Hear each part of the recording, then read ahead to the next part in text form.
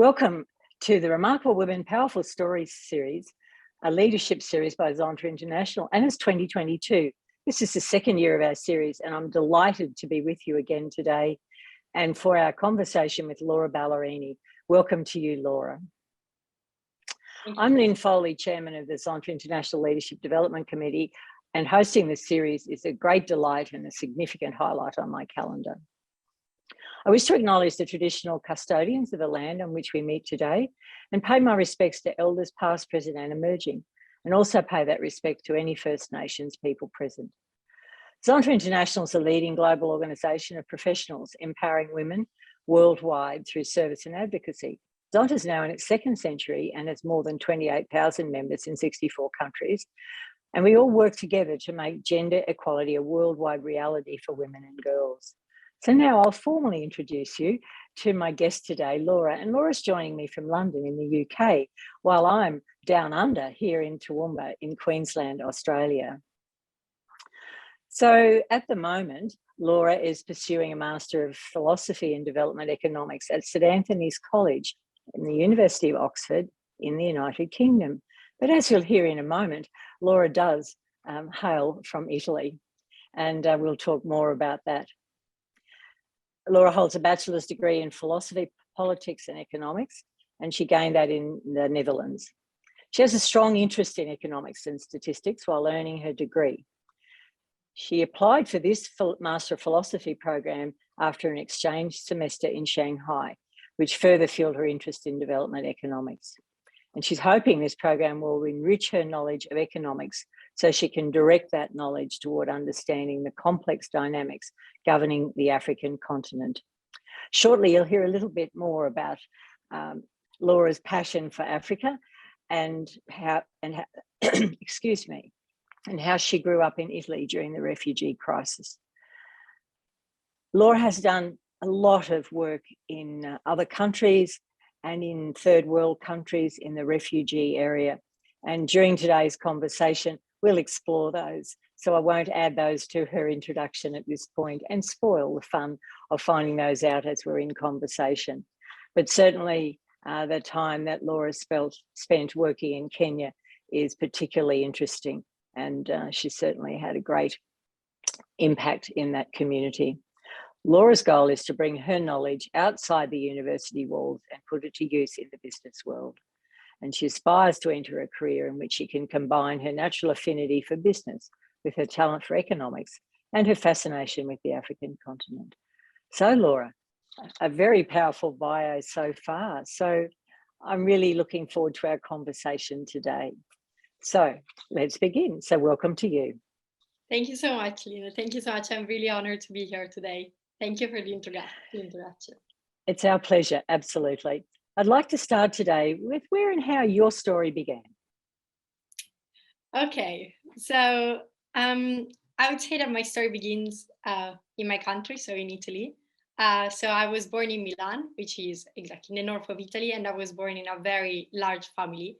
I'm the third of 5 children, and I'm specifying that because this was quite an important detail in my life, in the sense that in my family, we are 4 girls and 1 younger brother. And my mother, as well as my sisters, were very independent and inspirational women. And I think that had quite an influence in my life and really drove me also to, try to do my best in everything I was doing. And since I was very young and while I was studying in Italy, I developed a keen interest for studying. I realized that I was a bit of a nerd. And I was especially interested in mathematics. I absolutely love number, and I would spend hours and hours trying to solve mathematical problems that most of my classmates didn't find interesting at all, and comprehensively so. But at the same time, as I was moving on to high school, I also started studying ancient Latin and Greek. And that made me realize pretty quickly that my mathematical mind and my more numerical approach to things could actually help me to think in a very systematic way about problems that had nothing to do with mathematics. So that is something that I always carried around with me. And that's when then I decided to apply in Amsterdam for the bachelor degree in philosophy, politics, and economics, which could kind of bring together my aptitude on the one side for more numbers and empirical research, but then on the other side also for these more humanities and kind of like more concrete also kind of approach. So I would say that that's that's just as a short introduction. Yes, and so it's really interesting that you describe yourself as a nerd, because all I'll say is our stereotypical view of a nerd probably isn't someone who looks like you. However, I understand the fascination with numbers. I do have that fascination myself, and it's very compelling, isn't it? The fascination for numbers. What motivated you to choose the study path then of economics, statistics, and then wrap it in with philosophy? It's really interesting that having started in the mathematics and numbers, it's economics and philosophy. What's your motivation? And perhaps you can talk to us a little bit about what you're pursuing in your master's. Yeah, absolutely. Thank you for this question. So I think that the short answer is interdisciplinarity, and I'm going to try to unpack that a little bit more.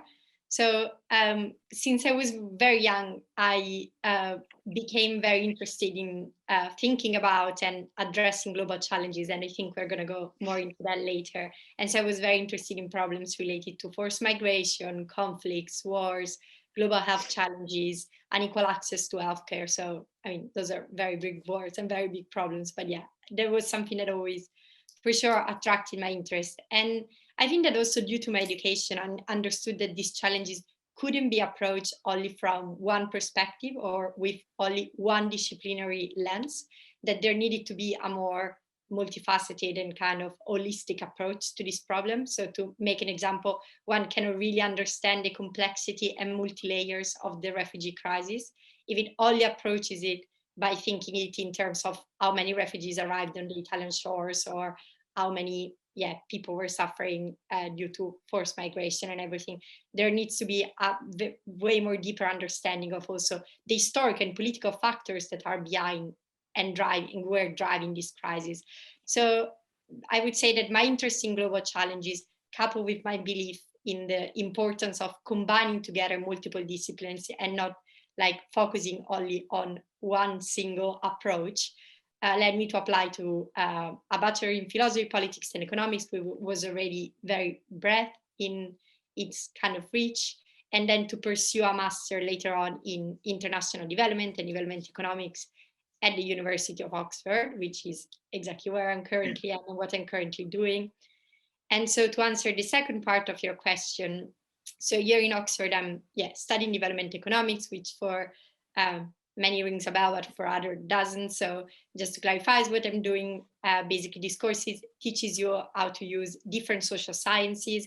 So not only economics, but also history, anthropology, and politics, and to use multiple methods. So yes, statistical method, but also interviewing, surveys, ethnography. So really try to have, again, this holistic approach I was speaking about before to address development issues and policymaking with a specific focus on countries in Africa, South America, and Asia. So what were so-called third world or developing countries, and now these names are changing as we move on. And I am specifically currently specializing in the intersection between social entrepreneurship and healthcare in the context of sub-Saharan Africa. So what I'm doing right now here is I'm investigating how businesses and business models can be used to distribute healthcare products and services in the remote rural areas of sub-Saharan Africa. And my current focus is Western Kenya. And I don't know if we are going to go into that maybe also later, but I'm currently collaborating with a social enterprise, which is called Healthy Entrepreneurs, and which recruits and trains poor women to become micro-entrepreneurs and to sell, so try to empower these women that have almost nothing and to sell healthcare products such as paracetamol, anti-malarial drugs, and other products within their communities.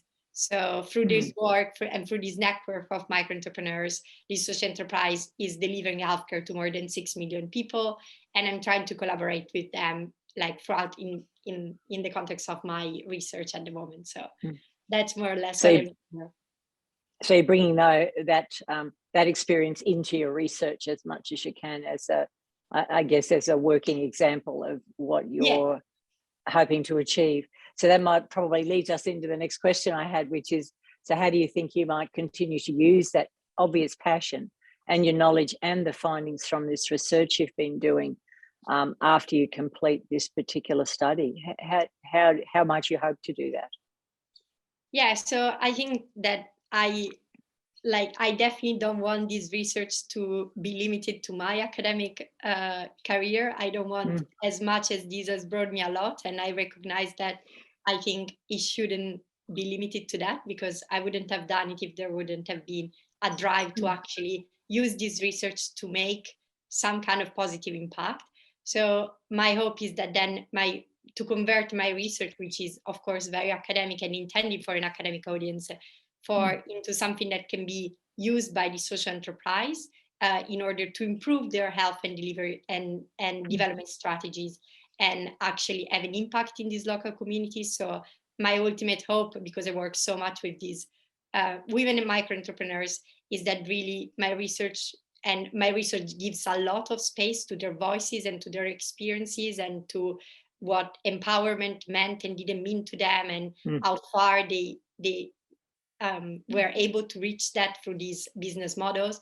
I really hope that the insights that emerge from this research, and by speaking to them, can actually help them in actually achieving positive economic empowerment and actually also improving the health of their community. So I plan to translate, like in practice, I plan to translate my research into nuanced, evidence-based recommendation that can be used to inform either policymaking or also the actions of social enterprises that are working in the sector of public health in this specific region of Kenya. So that's So if you it's really, I interrupted you, I apologize. It's really important work. And I guess when we first met and talked, one of the things you said to me, you were fascinated with Africa when you were a small child growing up in Italy. So maybe we could at this point circle back to your childhood and the refugee crisis, and talk to us a little bit about how that might have been the grounding that influenced your work with social enterprise, because you've already had significant experience in working in social enterprise, not just the work that you're doing now in your studies. So perhaps take us back to that. Yeah, absolutely. So I think in Italy, as well as in the rest of Europe, but I think especially in Italy, we were bombarded almost daily around 2015 with news images and media reports about countless refugees boats arriving on the shores of Mediterranean countries, especially in Greece and Italy. Often these reports were also not contextualized, like there was no explanation about where and why these people were actually leaving their countries. There was a lot of frustration, I think a lot of also misunderstanding about these prices. And I also, watching these images and thinking about this issue, I often felt powerless, frustrated. I didn't know what to do.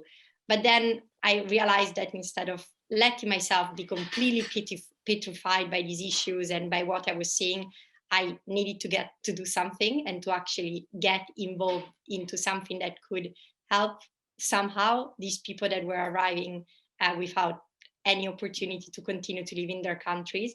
So I decided to get involved with this social enterprise that it's called Forward Incubator, and which coach and consult refugees in the process of setting up their business in the Netherlands.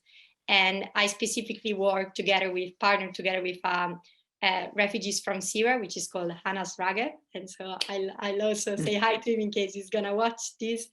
And he had a dream of creating a company called Mpowerment with M, which could help blue-collar refugees. So refugees would before used to be truck drivers, barbers, restaurant owners. Anyway, could help blue-collar refugees to actually find an employment and restart their activities in the Netherlands.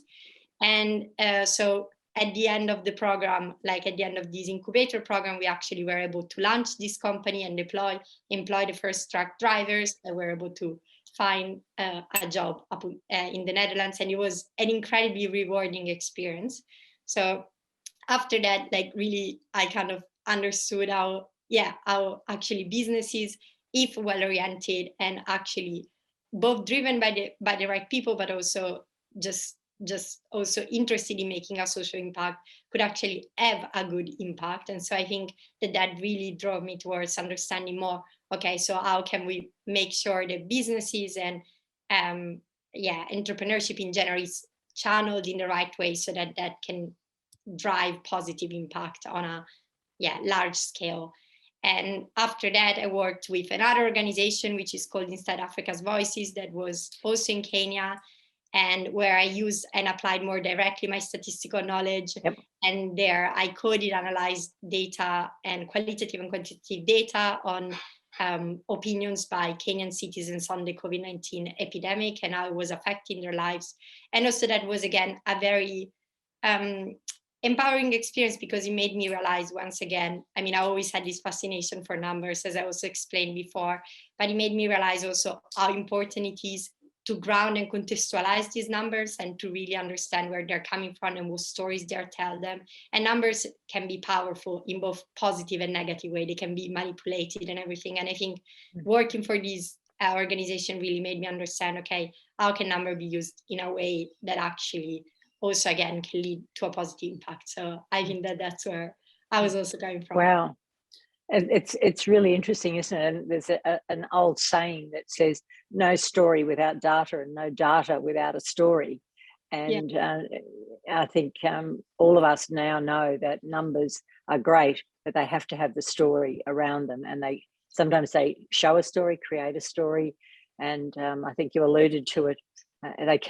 Data and numbers can be used inauthentically, so that they're skewed to tell a story, whereas they need to be used more like you are. Well, here's the data, this is the story, and we have a story, can we check that with data? So yes, and I think in the development world it must be very important for you to be able to continue to get funding and all of the things that are so necessary to continue that empowerment that you speak of. Yeah, so for someone who's in an early career situation, you've certainly had a lot of experience. I guess I've started to describe you as a truly global citizen. And I know from our initial conversation that you speak a number of languages and probably understand a lot more as well. So how is that? How does that underpin or assist you? Because you've lived, studied and worked in a number of places already around the world. How does that influence you? What does it bring to you from that global experience? Yeah, it's a very, very interesting question, because so exactly, like I do confirm that to some extent I do classify myself as a global citizen, in the sense that I study in Italy and Australia, Amsterdam, China, now I'm in England.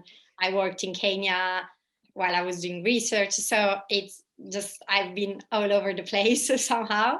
And I think that these had so many impacts on my life that it's also very difficult to pin down. But I think if there are three things that really stuck out, I think that first, it has, of course, directed my interest towards global challenges. So making me understand that I wanted to do something which could have an impact at a global stage. And this is where my research and then future aspiration are kind of going into.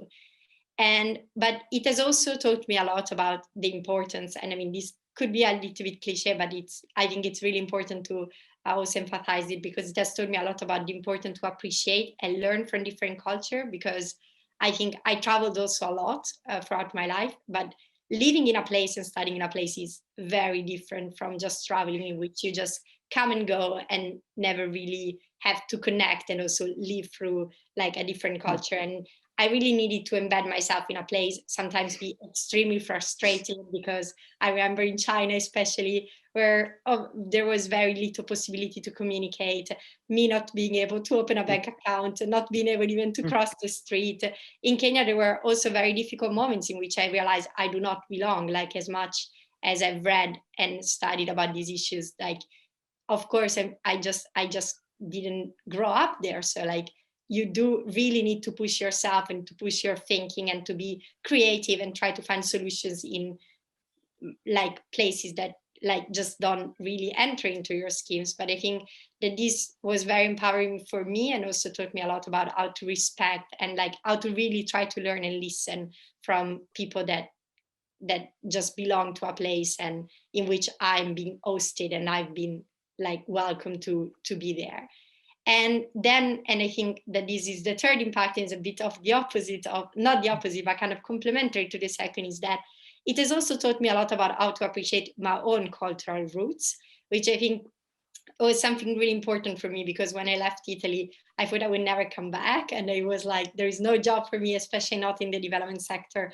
A lot of people don't even know what development is in Italy. It's just not a subject. So I was really like, I'm never going to come back. But then the more I went abroad and the more I learned how to appreciate and also absorb and try to learn really from different culture, the more I also understood about how important were my own roots. So I reconnected to, I don't know, things belonging to my culture, for example, cuisine and cooking. I left Italy that I could barely cook a pasta, and I came back that I was really, actually cooking became really important for me, both as a way of like, I don't know, manage anxiety and all these kind of things. So then I came back to Italy and asked my grandma to hold a small cooking session in which we could catch up like on the recipes she've always been doing, and kind of carry on these traditions that I think just are also valuable. And then when I'm abroad, I can share, and actually also people can learn from me as well. So I think it really taught me about being a global citizen. It taught me about how to be global, but also how to be local, which I think was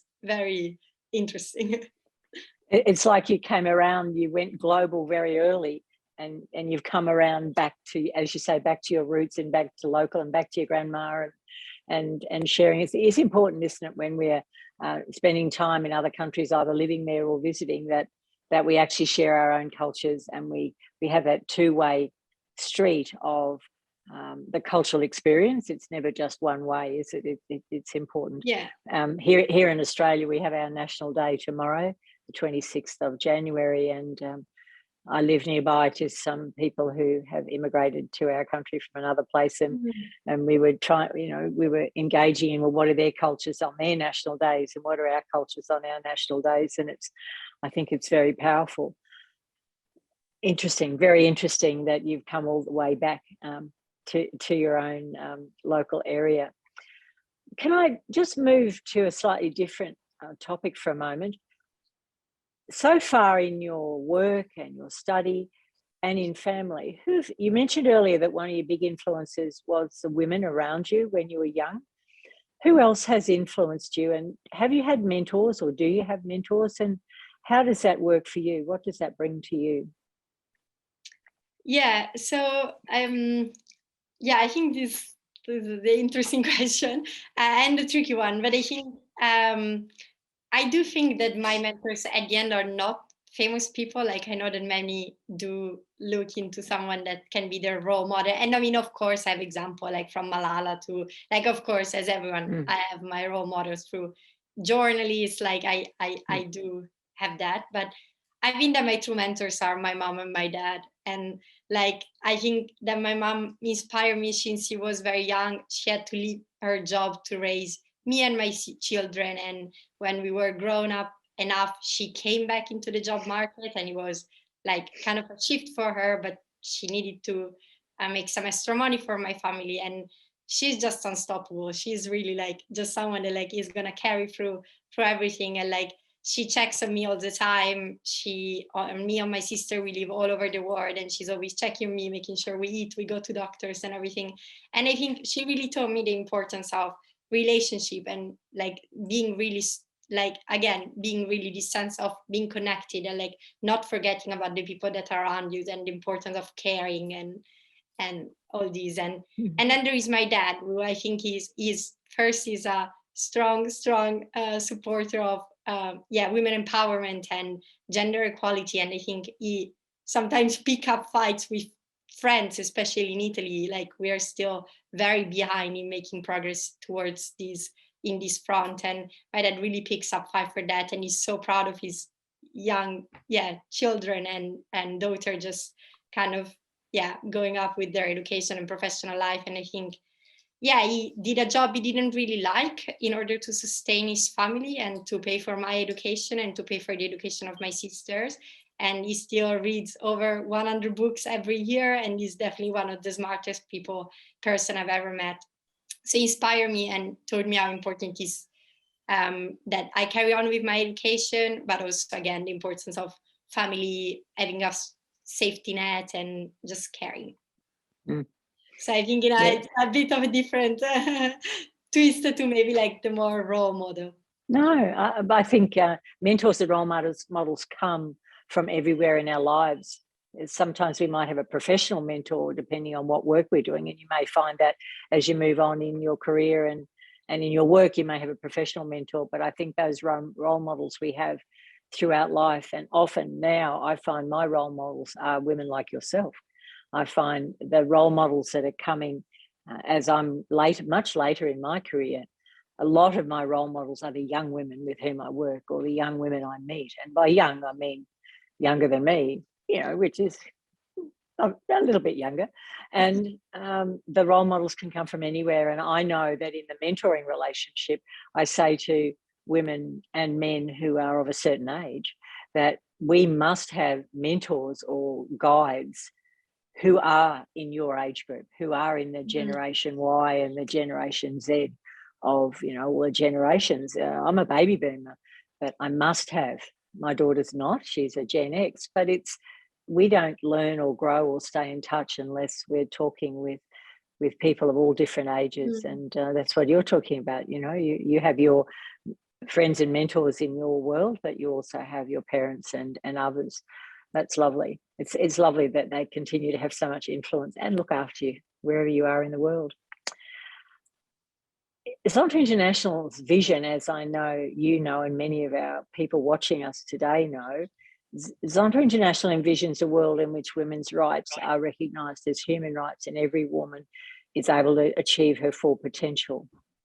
So already in your work, much of it is about that, isn't it, when you're in your development work? Yeah. I'm interested to hear your reflections on the current state of gender. We've touched on gender and the need for that to get closer to equality, and the steps that you think need to be taken as we go forward to try and close that global gender gap, because it's a long, long way away. I certainly don't expect I'll see gender parity in my lifetime, but very hopeful that it might get closer in your lifetime. So when you talk about this with your friends and colleagues and family, what do you think?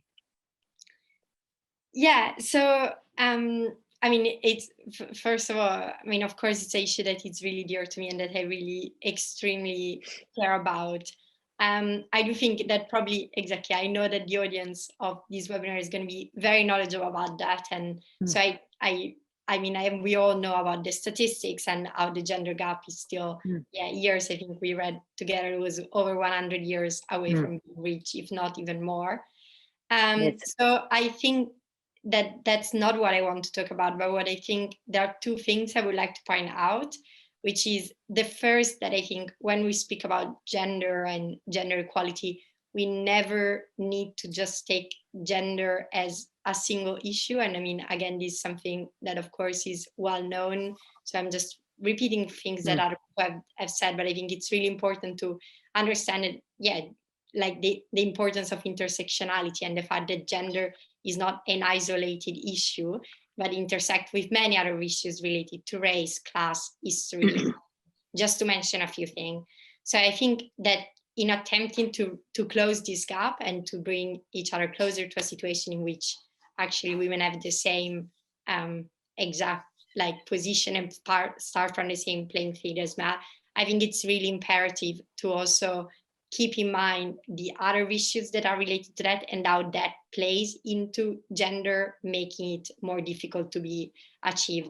Because of course, and this, again, it's a very personal experience. I grew up in a very progressive environment. And as I said before, my dad is a feminist, he's really believing the importance of gender equality. Throughout my entire life, I never experienced personally issues related to gender equality. But this is not the case everywhere. Like already in China where I was, but also in Kenya, young women that I met did not have the same possibilities and did not have even just the possibility to think in the same way that I did. They had to get married earlier, and they had to like just leave their education earlier, and they had just they were coming from a different position. And again, that was because of gender imbalances that were built throughout their history, the specific place in which they were, their socioeconomic background. So I think it's really important, again, to always keep in mind in attempting to close this gap, what are the other issues and how these issues needs to be, again, like really approached in a holistic manner.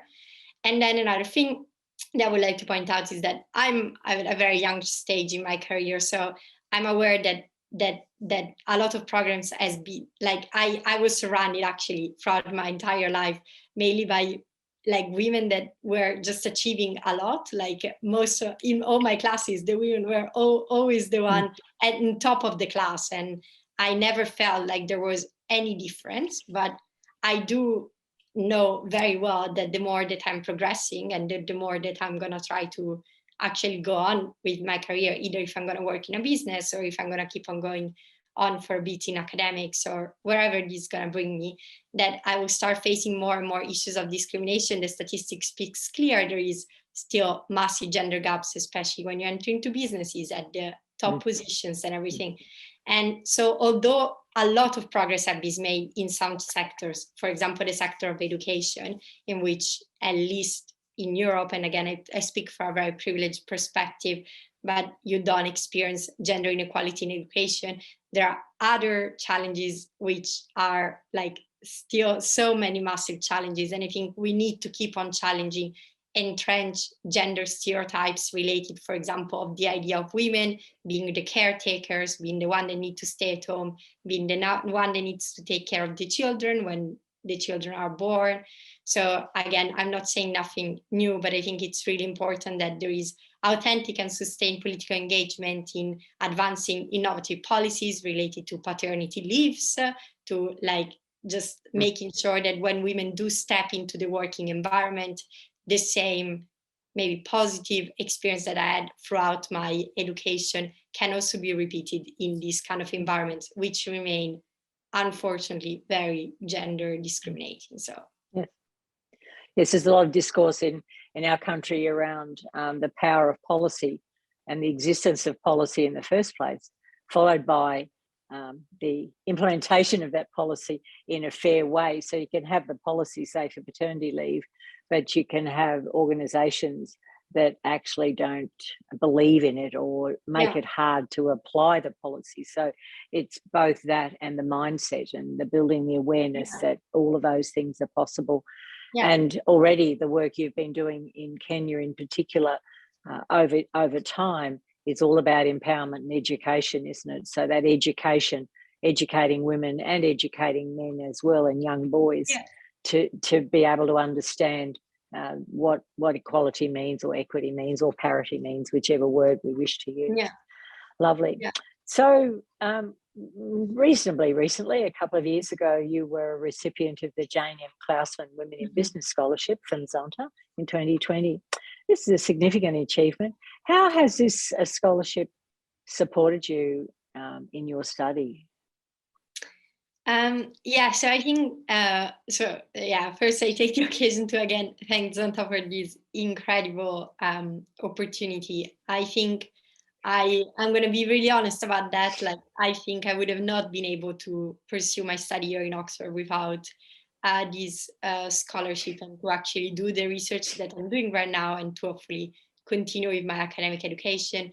Again, I don't come from an exceptionally rich family, and my dad and my family had to pay for the education of 5 children. So of course, like this was a massive burden on them. And Zonta really helped me to believe in my dream that no matter what, I could go on with my education if that's what was really what I was talented in and what I believed in. And I think that this scholarship, I think for me represented also something more, because it made me reflect a lot, I think, about issues, for example, issues related to gender that we were just speaking about. That again, I think the more we grow up in a world in which like these issues are just spoken about in a very different way, you just don't get confronted with them too much, at least not personally.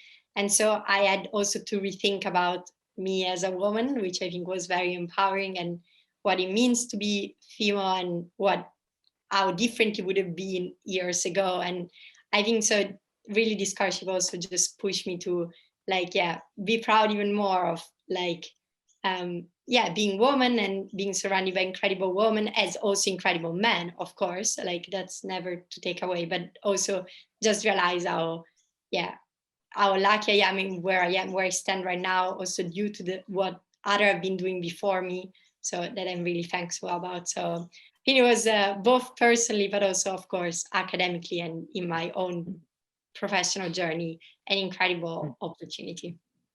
So yeah. Yes, well, thank you, and it is an honour, I know, but also that the women who win these scholarships already have the achievements. So it's through your hard work and what you had already done in your life that brought you to that scholarship. And it's a pleasure to have you in our family as well internationally. Let's talk a little bit more about leadership. Leadership's essential, isn't it, for everything that we've been talking about today: family, society, community, business and politics, and for our future. So what do you think are your leadership powers or gifts, and how you're already using those in your work? Yeah, so I would classify myself as a rather unconventional leader to some extent. Like I do not like to speak in public spaces. I was very, very anxious about this seminar. I'm not gonna lie, like I'm gonna reveal it like straight away. I want to go into journalism eventually, at least like partially. So I love asking questions. I love like, but I don't like at all being under the spotlight. It's something that's giving me anxiety. And I think I'm not, yeah, the person that maybe is gonna take the word and speak up and just address crowds and be in this way very very inspirational and very like matching a lot of the quality of leaders that I think we usually ascribe. But then in that I don't necessarily then not consider myself a leader, because I think everyone, as long as he's doing what he's passionate about and is doing what he's talented into and what he also really believes into, then can be a leader in his own way. So I want to relaunch the image of leader and saying that I think a leader should be, first of all, humble, should be someone that recognizes that no matter how inspirational and great is or her story and how many incredible achievements he had throughout the course of her life or his life, it's always important to listen to other people and to, like, if you want to make an impact or if you want to like drive other people along with you, you need to be sure that you are actually impersonating and embodying the feeling and the ideas that also other people have, that you're not just going straight into imposing your model and everything. It's really important, I think, in being a leader to be humble and to actually embrace the ideas that come along by other people, and to really listen, like really have the capacity not only to inspire but also to listen, absorb, and be sure that what you're doing is not an imposition, but it's something that actually other people really believe into and really want to. Because if I think that that's the only way to drive other people as well. So I think humbleness, to some extent, I would say it's my quality in being a leader. Lovely, thanks, Laura. I just turned my microphone off because it's that day of the week here which I had forgotten, when the rubbish is collected. So it's just a little bit noisy out there. So I'm not sure how it's going in this conversation this morning, but we'll see. That's lovely. And so I understand there's so many aspects to leadership, aren't there, and how we should behave as leaders. And leaders come in so many different shapes and sizes and so many different ways of being a leader. And it's the way you are that matters. have you faced a tough challenge or challenges recently or throughout your work and study? And if so, how have you overcome that? What did you do to work your way through any roadblock or challenge that was in front of you? Yeah. So I think I'll make this a rather personal answer, if that's okay. I think maybe my greatest challenge, I mean, apart from, of course, like financial, things that I had to overcome over my life in order to be where I am right now, and of course, like as a lot of people, but I think I suffered a lot, as also other people around me and a lot of people I know. I suffer a lot from issues related to anxiety and pressure.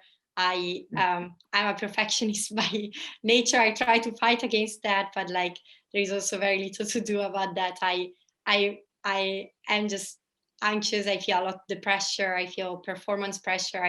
Especially when I came here and after COVID started, I really wanted to.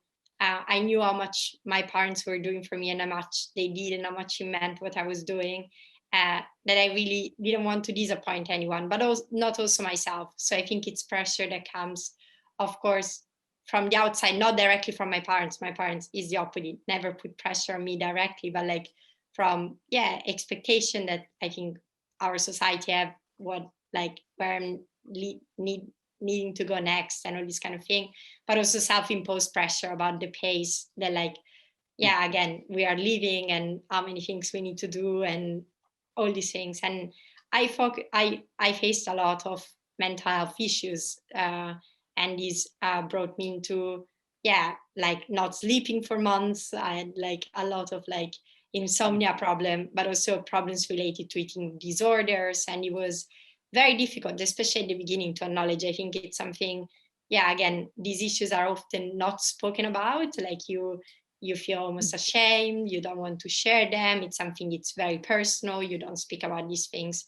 But then I realized that actually the way to get out of these issues, but also the way to feel empowered by them instead of feeling like weak, it's to actually speak about them and to make sure that also other people are open to speak about them. And it was really remarkable to realize how many people around me actually had or shared similar issues in their own way. Everyone is fighting their own battle every time you get out of bed. And I think it's important to also take care of yourself and like realize that like in this life in which you are moving so fast and there are so many things to do, and especially I think a lot of young people that I know are just under a lot of pressure. And I mean, let's not even account of the COVID-19 pandemic, but that it's just want to also stop and realize, okay, this is having a toll on me and it's hindering my life, but I can still share and speak about these and actually feel empowered by that instead of feeling weak. And sometimes showing your weaknesses and again, maybe being humble and embrace them and accept them instead of trying to fight them can be really empowering and really important. So I think friends and just speaking a lot about these things just help realizing, okay, first, I'm not alone in that, and it's something that should be normalized and that people should also just speak more about. So I hope that this is also going to lead into that. Well, thank you. I feel very privileged that you've chosen to share that today with me, but also with everyone who's watching. And I do understand it's the more we share, and that's courageous.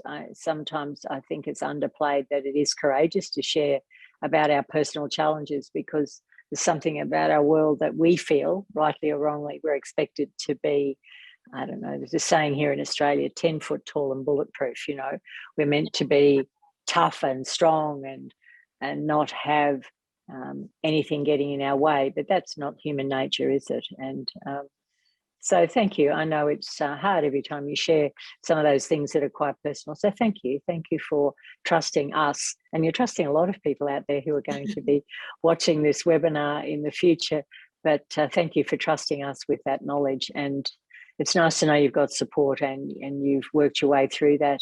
But it is that pressure, isn't it? The unrelenting pressure and workload of an achievement to achieve and to be the best we can. And It's sometimes a bit overwhelming, isn't it?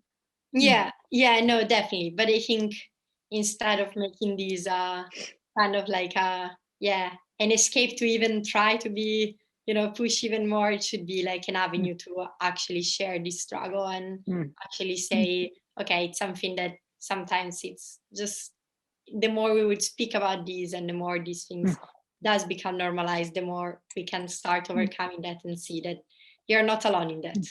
So I think it's really important. So we're getting close to the end of our conversation, and I'm quite disappointed about that because I've really enjoyed our short time together today.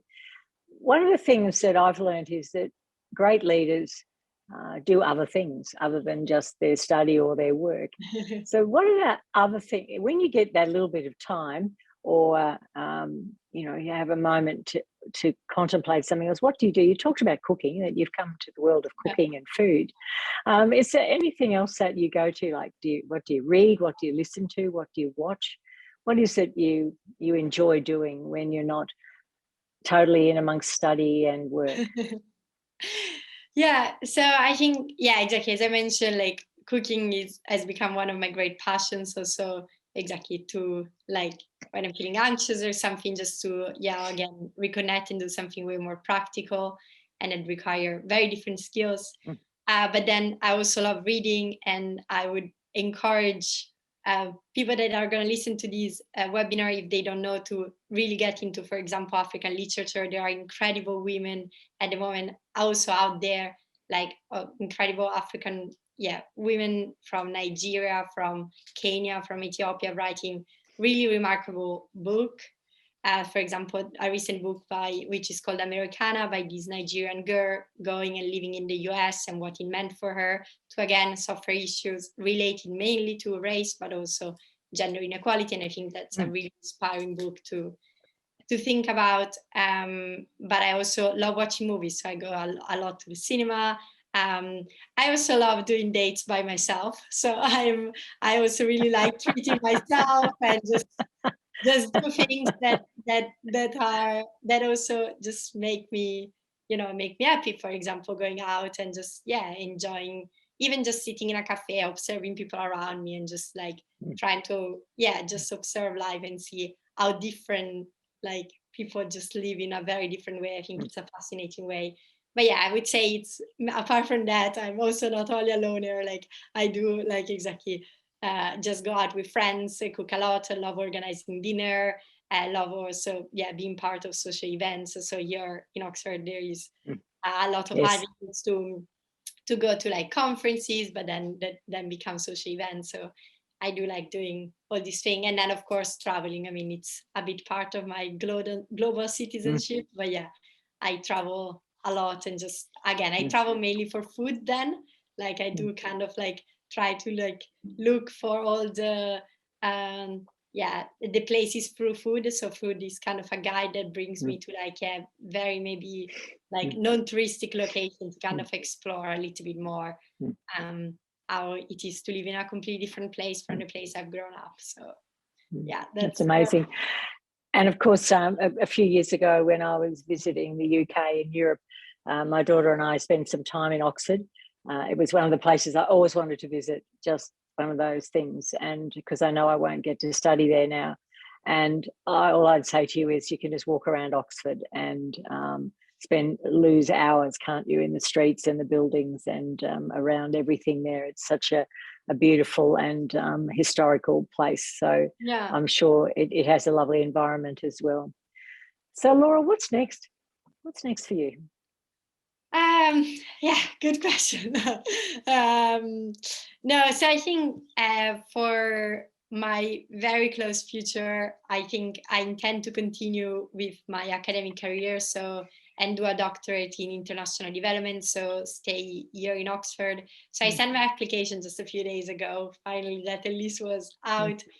Depends again on funding. Yeah, exactly. Fingers crossed for the funding. Let's see what happens. And this doctor, I think, would really allow me to go expand the breadth and depth of my current research on the intersection between social entrepreneurship and healthcare, and allow me even more to possibly have a positive contribution also for the women macro entrepreneurs that I was speaking about before, that I worked with and that I studied and collaborated with.